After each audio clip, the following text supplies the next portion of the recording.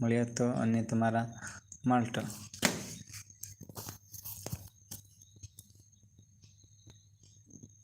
તમારા મલ્ટો જ્યારે આપણા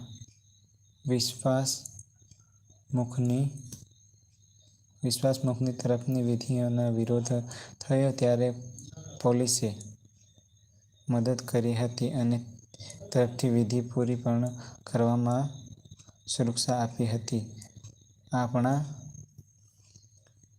આપણા વિશ્વાસીઓ